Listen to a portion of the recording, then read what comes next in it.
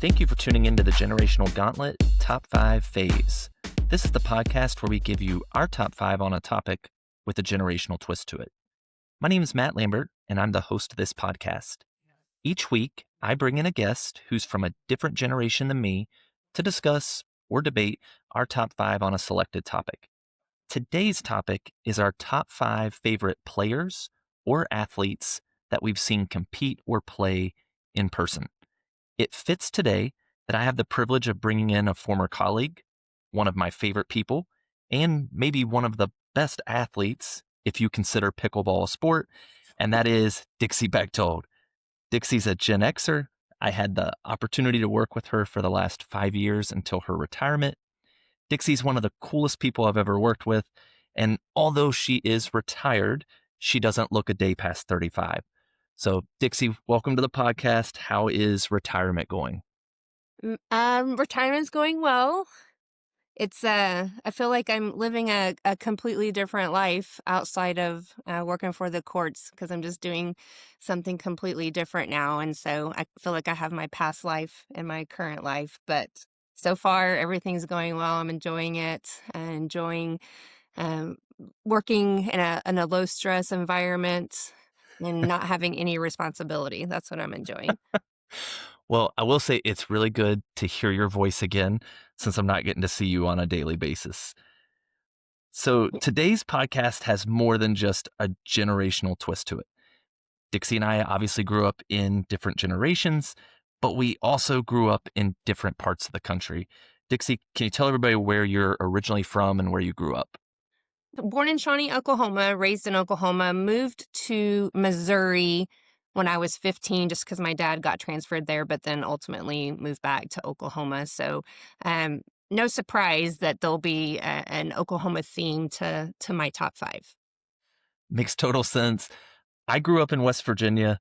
Other than about maybe 2 years of my childhood, I spent all the rest of my childhood in WV. So about 30 years of my life was in West Virginia until I relocated to South Carolina 5 years ago. Based on where Dixie and I grew up and it being very different, we probably have different preferences in our teams, different experiences in what we were able to see. So with that, Dixie, I got to ask, who are the teams that you root for? Who are the squads you follow? Well, I went to the University of Oklahoma, so obviously anything OU related, whether that be football, softball, which they're really good at. I'll occasionally, once football season ends, I'll start watching basketball. So OU when it comes to college, I follow OU players that go pro. So, Okay. for example, in the NFL, I'm following Baker Mayfield, I'm following Ugh. Jalen Hurts, I'm following, people like that because they were well-known players at OU and the Oklahoma City Thunder. Yeah, I mean, you all are coming off an NBA title, so we definitely want to give them some props, right? And yeah, if I'm not mistaken, I think we're 20-1, something like that. No big You deal. are you are having an amazing season, and I think your second best player has been out for most of that time too, which is insane. I, I similar to Oklahoma, I mean, you have one pro team. We had absolutely none in West Virginia. So a lot of my friends and family, their allegiances are split between teams in Ohio, Pennsylvania, or even just mainstream teams. I'm not a Major League Baseball or NHL guy. I don't root for those sports. Like Dixie, I don't have an NFL team, but I'm a huge Buckeyes fan. So I root for Ohio State football players once they get to the league. I'm a big Cavaliers fan. If you listen to the first episode of this podcast, you know I am a LeBron apologist. I love LeBron James. So I follow him wherever he goes. And then growing up, my dad was a Duke basketball fan. So I became a Duke basketball fan and follow both their men and women's teams. So here's how the top 5 lists are going to work today. We each are going to give our top 5 favorite athletes we've seen play or compete in person. This may not be the best athlete we've seen, but sometimes the person that's best, you might not really want to support them. So we're going with our favorite that we've seen. This is going to be very likely different for each of us based on when and where we grew up. If this is your first time tuning into the podcast, here's how it works. We each compose these lists. We don't know who is on the other person's list. Dixie will give her number 5 and why. I'll give my number 5 and why. and we'll work our way until each of us are at our number one. So without further ado, Dixie, are you ready to do this? I'm ready. All right, who's your number five? My number 5 is Matt Wolf. Who is Matt Wolf, you ask? I have that Matt question. Matt Wolf, he's an Oklahoma City firefighter, but he also pitches for the Savannah Bananas. Matt, I realize you don't like watching baseball, but you are missing out. The Bananas are one of the most entertaining sporting events I've ever been to. They have their own set of rules that allows for high fan engagement. It's like you're watching a show and there happens to be a baseball game going on at the same time. But I love the Bananas not just for their entertainment. I love them because they charge $35 for tickets and they sell directly to the consumer through a lottery system, not through ticket brokers.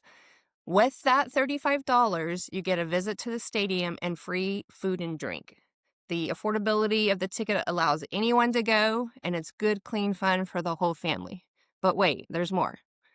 They do charity work in every city that they visit. So in 2023, the Bananas came to Oklahoma City's minor league stadium. Before the game, they visited the Bethany's Children's Health Center to play baseball and interact with the kids. They also run a nonprofit called Bananas Foster, where they celebrate foster families. At each game, they feature a new foster family to the community and encourage people to be part of the foster system. Let me throw in a couple more Oklahoma ties. The head coach of the Bananas is from Ada, Oklahoma, and they have only signed one female player to the team. It was for a 1-month contract. That was Joycelyn Allo, who played softball for OU and now plays for the Oklahoma City Spark, a professional women's softball team. She was only able to play for 1 month because of her commitments to her other games. So Savannah Bananas is the most fun I've ever had at a baseball game, and that is why Matt Wolf is my number 5 pick. You know, I never had heard that name. I am familiar with the Savannah Bananas. I've seen the clips, and it does seem like they do a lot of good for the community. So, really like your number five. Well, I'm not a baseball fan. That is something Madison and I have talked about that we should go to one of their games sometime. So, you may Okay. have just sold me on that. Okay. My number five is not as friendly or nice as yours. My number five is John Jones. On March 19th, 2011, my wife sent my dad and I to UFC 128 in Newark, New Jersey. We got to watch Shogun Rua defend his UFC light heavyweight crown, and it was supposed to be against Rashad Evans. Evans got hurt, and this younger guy who wasn't as known at the time, named John Jones, got the title shot. John Jones, I think, is probably arguably one of the greatest mixed martial artists of all time. And I was there the night when he won his first championship. We were sitting higher up in the arena, but you could hear the elbows that he was connecting with on Shogun, just smacking his body and his head. It was really loud, kind of disturbing, but I was hooked as a fan of his fighting from that moment. I won't go through all of his accolades because that's probably uh, could be a whole other top five at some point. But when you look at John Jones, he's been both a light heavyweight and heavyweight champion. He's beaten guys like Rampage Jackson, Lyoto Machida, Daniel Cormier, Stipe Miocic. And I always loved his style that he would go in, see what somebody was good at, and say, I'm going to beat you at that thing you're good at. Now, if you're familiar with Jones, he's had a lot of problems outside of the octagon. So that's why he only gets to number five on my list because of his legal issues. I don't like the things he does outside of the cage, but inside of the cage, I got to see the greatest fighter of all time. So he's got to make number five on my list. Dixie, are you familiar with John Jones? I'm not. Not Okay. a UFC watcher, but maybe I'll look him up now. I, he's got some really good clips, some really good fights, but when you look him up, you might see some things he's done legally as well or illegally. I'll hand it back to you for your number four. My number 4 is Dusty Dvorak. Have you heard of Dusty Dvorak? I am drawing a blank. I have not. Okay. Dusty played football for Oklahoma from 2001 to 2005.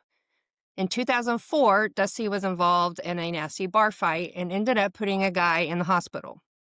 It was a senior season, and Coach Bob Stoops kicked him off the team, obviously.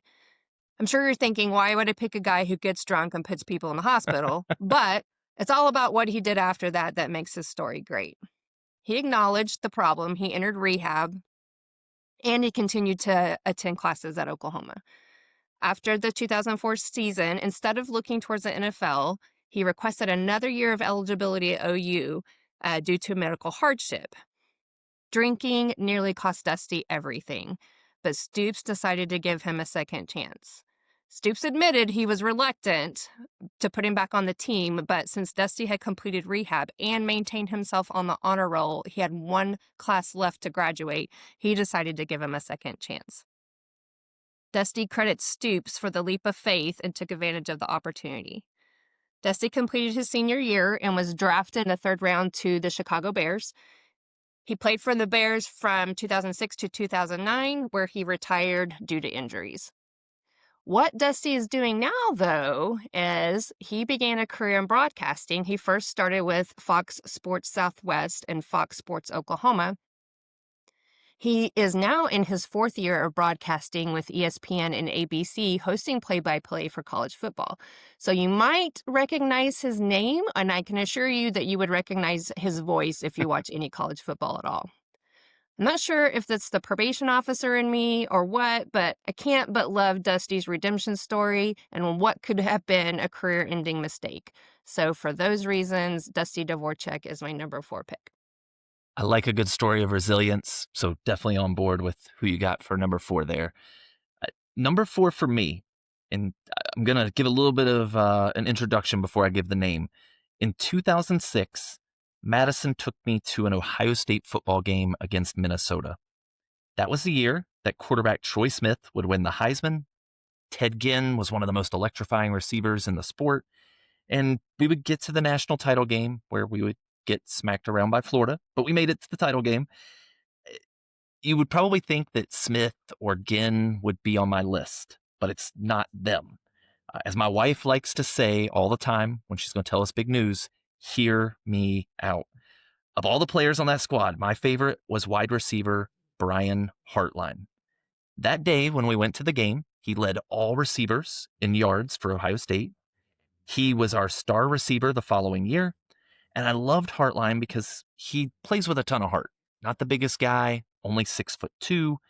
His NFL career wasn't amazing, but it's what he's done for my Buckeyes afterwards that I love him. In 2018, he became our wide receivers coach, and he has turned Ohio State into wide receiver U. These are just some of the guys that he recruited and helped develop. Chris Olave, Garrett Wilson, Jackson Smith-Njigba, Marvin Harrison Jr., Emeka Egbuka, Carnell Tate, and Jeremiah Smith. Last year, he was part of the coaching staff that helped return my Buckeyes to a national championship. He's our current offensive coordinator. Obviously, he's leaving for his first head coaching job, but I have no hard feelings about that. I want to see him do well, and if Ryan Day ever leaves the team, I wouldn't mind to see Brian Hartline come home and be our head coach. So for a dude that really wasn't the biggest dude on the field, still played out of his mind when he was at Ohio State, and all the things he's done after, that's my number 4. Dixie, I'll kick it back to you for your number 3. Okay. Number 3, I did this one just for you specifically, Matt. My number 3 pick is Baker Mayfield. Oh, goodness gracious. Baker is from the state of Texas, but no college in the state recruited him. In fact, there weren't very many colleges that recruited him at all. He decided to walk on to Texas Tech in 2013. He became the first walk-on true freshman to start a college football season opener at the quarterback position. After his freshman year, there are what sources are calling, we'll just say, a miscommunication regarding his scholarship. I don't know what that means, but it sounds to me like he was promised a scholarship at Texas Tech and they did not deliver. He made the decision to walk on at Oklahoma.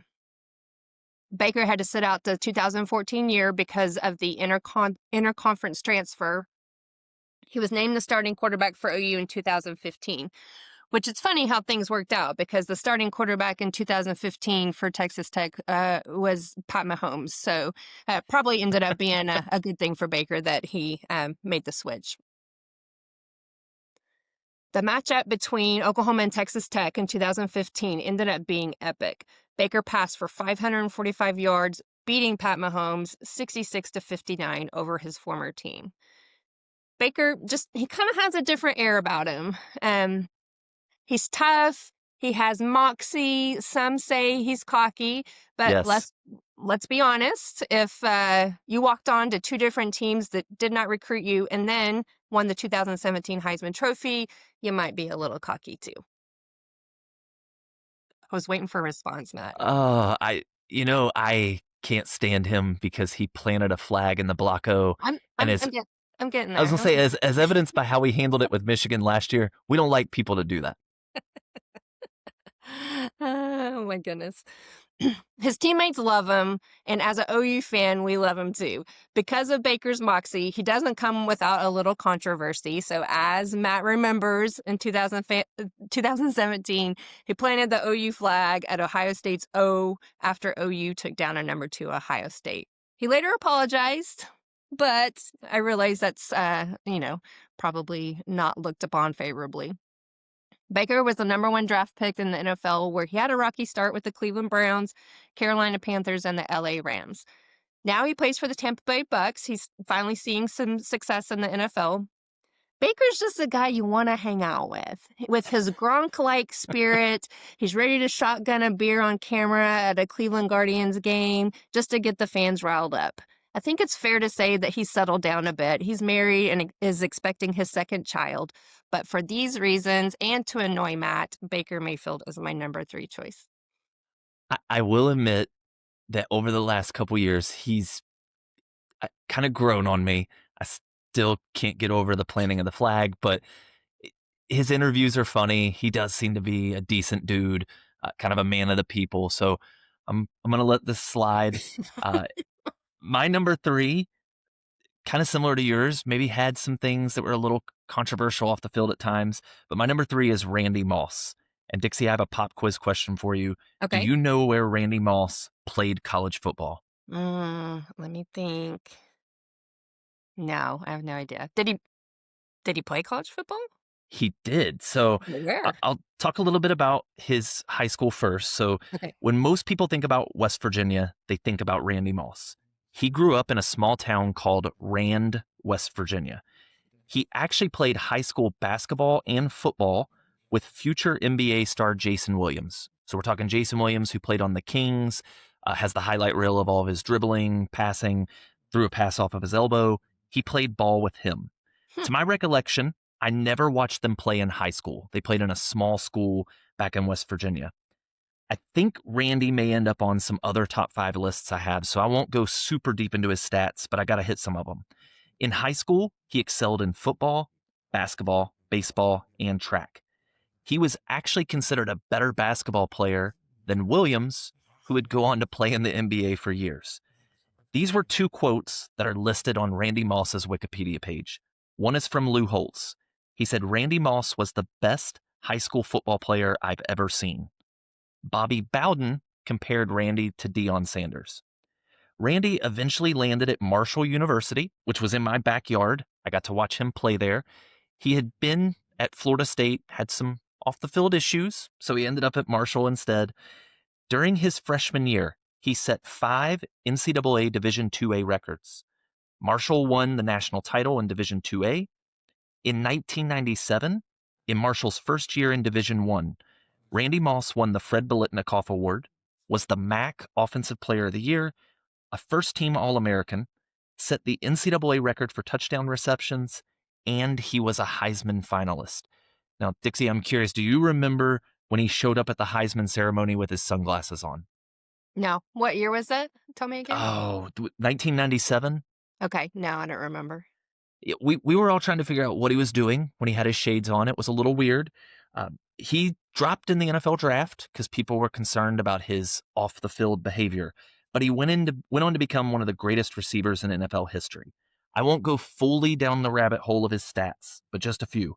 He is the all-time leader or number two all-time leader in career receiving touchdowns.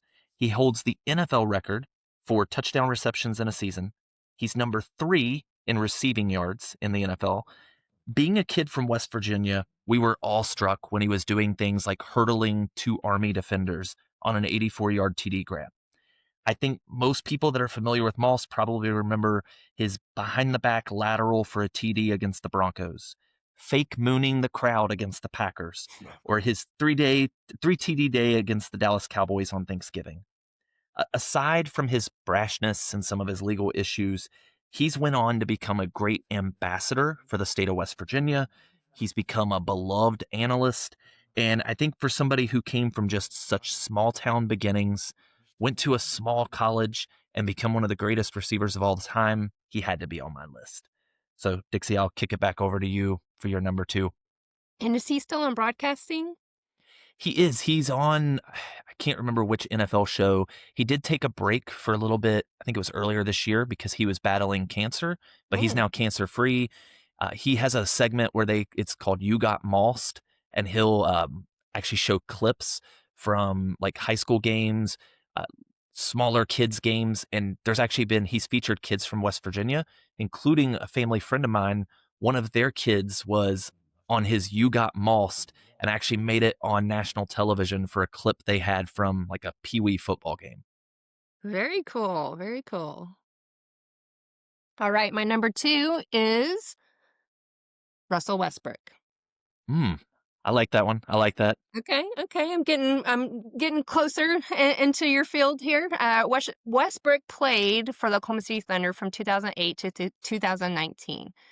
During his time with the Thunder, Westbrook was a 9-time NBA All-Star and named NBA MVP for the 2016-2017 season. He holds the all-time scoring record for the Thunder, but probably not for long with SGA. In 2012, the Thunder made it to the NBA Finals, where sadly they lost to LeBron and the Miami Heat. No doubt, Westbrook could be considered a superior athlete, but that's not the only reason why I picked him for my list. I picked Westbrook due to his impact to Oklahoma City. I'm going to read you a quote from Russell about Oklahoma City. He says, "That place raised me. I'm from LA to the core, but when I got here, those people believed in me. They took me in, they took my family in and my friends. It's home to me. I've always been connected to the city and always find ways to stay connected, whether it's through investments or philanthropy work. I'll continue to do that. Anything that's happening in Oklahoma City for the future and the growth of Oklahoma City, I will be a part of." How cool is that? This is an LA kid who comes to Oklahoma City, who got this team from Seattle. Not a lot of people were interested in watching NBA basketball at the time in Oklahoma City anyway. We were excited to get a team, but Russell got there with a few other players and started to make a name for himself and ended up being not only a great player, but a great person for Oklahoma City. He has a foundation that's called the Why Not Foundation. He established that in 2012. That foundation creates pathways of empowerment for undeserved communities in the areas of education, workforce development, and access to mental health resources. The foundation has raised over $50 million to support local nonprofits. My favorite foundation he's a part of is called the Little Kitchen Academy. The Little Kitchen Academy is a cooking school for kids up to the age of 18, and 30% of the students are differently abled in some way. A few months ago, Westbrook was named the creative director for transforming a new entertainment district that will also house a new Oklahoma City soccer team in a multi-purpose stadium.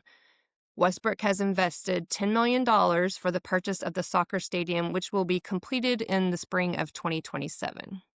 So for Westbrook's charity work and contributions to Oklahoma City, he is my number 2 pick.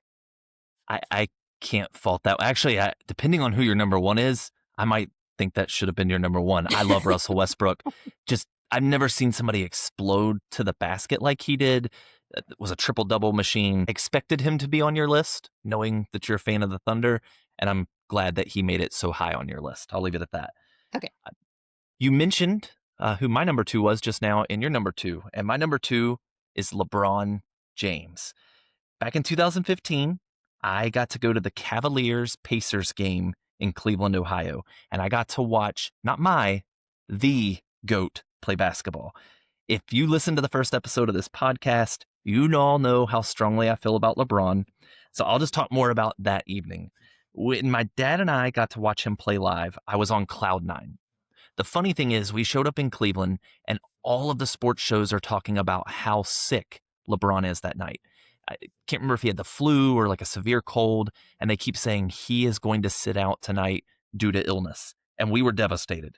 We're like, we drove 4.5 hours one way, we've got a hotel, we want to watch the GOAT play, and we didn't think we were going to get to see it. LeBron ends up playing sick, and he puts on a show. 29 points, 7 boards, 5 assists. And as the game's close in the fourth quarter, he goes off. He scores 13 points in the fourth quarter, including 11 straight points. It was like watching the lyrics from J. Cole's Cole Summer. Every time I drop, I get the net popping like LeBron swishes. And for Dixie's sake, I'll drop one of her favorite references. You could say that LeBron's jumper was very wet that evening. I know you love that reference, Dixie. Our first episode focused on who's the GOAT in the NBA. I'm not going to go through all of his stats. I will say what I do love about LeBron, though, is not just on the court, it's off. This is a dude who's been in the prime spotlight for his entire career. And the worst thing we get after him about is, oh, does he flop or the decision? There's no significant controversies, there's no arrests. He's had the world like in his hands. And from what we've seen, he's done great things with it. He started a school in Akron, Ohio. He gives back to the community. He seems honestly just kind of like a normal dude who's obsessed with Taco Tuesday. I would want to hang out with him. Just the fact that I think he's the GOAT and how great of an ambassador he's been for the sport, he's number 2 for me. Getting to watch my favorite player play sick and play such a great game had to be number 2 on the list for me. Dixie, I'm going to give you an opportunity here because I don't think that you think LeBron's the GOAT. If you have thoughts on who you think's the GOAT, I'm going to give you a chance to say those. Here's your time to shine. Well, I will also reference your first episode of the podcast where your dad is on there with him. And I feel like your dad and I are probably closer in age than you and I are, and probably of the same generation. And so I will refer people back to the first episode of the podcast and agree with your dad. I'll just say that. All you old heads hanging out together. All right. Who's your number 1 then? Okay, my number 1, this completely goes off the rails with the theme that I kind of had going. So the theme, as you can see, are Oklahoma players who've somehow contributed or gave back to the community in some way or some redemption story, something of that nature. This is none of those things. This is a person that I picked just for the cool factor, just because he's a sports legend and not a lot of probably giving back to the community. Wasn't a great person either in some ways, but I got to see him, and that is Mickey Mantle. Oh, okay. So I will start with I did not see Mickey Mantle play baseball, but I have seen Mickey Mantle play golf, so I'm going to count this because I've Okay, seen him, just not that's played fair. him. That's fair. Okay. So here's the story. Here's the history. So he is a native of Oklahoma. He was born in Savannah, Oklahoma. And my dad is a huge baseball fan. My dad played baseball in high school and he played for junior college for a short amount of time. But Mickey has always been his favorite player. Well, briefly, when I lived in Missouri, so at the age of 15 is when I actually met him and saw him play golf. He would do a charity golf tournament in Joplin, Missouri, which I was living in a suburb of Joplin at the time with my parents. He would do a charity golf tournament every year. And one year, my dad was able to attend. So imagine, Matt, you getting to see your most favorite athlete of all time, LeBron, that's what that was for my dad, is getting to hang out with Mickey Mantle was like I think if you asked him today, he would tell you that that's probably one of the highlights of his life for sure. So I got to meet Mickey at a dinner event that was part of the charity golf tournament. I have a photo with him. So if anybody actually wants proof of this, I have proof. And I did get to watch him play golf. I just watched him play one hole. So just because of him being such a legend from Oklahoma and my dad's by far favorite athlete of all time who he got to meet and kind of hang out with and play golf with, that's the reason why I picked Mickey Mantle for my number one. I can now see why Westbrook wasn't your number one, because this one has a more like tie with your dad, like that familial aspect to it. So I I like it. I am disappointed that Kevin Durant didn't make your list though. Oh, please. You knew that wasn't going to happen. I did. All right. My number one is a little bit different as well, because the four people I listed, I've watched play. My number one, I have actually competed against this person, and I have been choked by this person. And that is my daughter, Nora. She is my number one favorite athlete I've seen compete in person. Nora does not know that I am listing her on this list until she hears this episode release. So, Nora, if you're listening, I hope that you're excited that you topped my list. My daughter has been doing jujitsu for a couple of years now, and I couldn't be more proud as a dad to watch her development. She's competed in a few tournaments, and during her first two tournaments, I actually sat in the coach's chair and got to coach her, which was terrifying. I was like, don't mess this up for her. But it was really cool to be able to sit there. I've coached other times in my life. My most, even though it was nerve wracking, the most excited I was to coach somebody was with her. Throw out the medals she's won, throw out the fact that she kind of scares me. But I'm proud to watch a kid who, when she first started, she was smaller than a lot of the boys, was getting thrown around by the bigger boys. And now she's the one throwing some people around, putting people into positions they don't want to be in. The things that make me more proud, though, is just her dedication, the fact that she doesn't want to miss class, she doesn't want to miss training.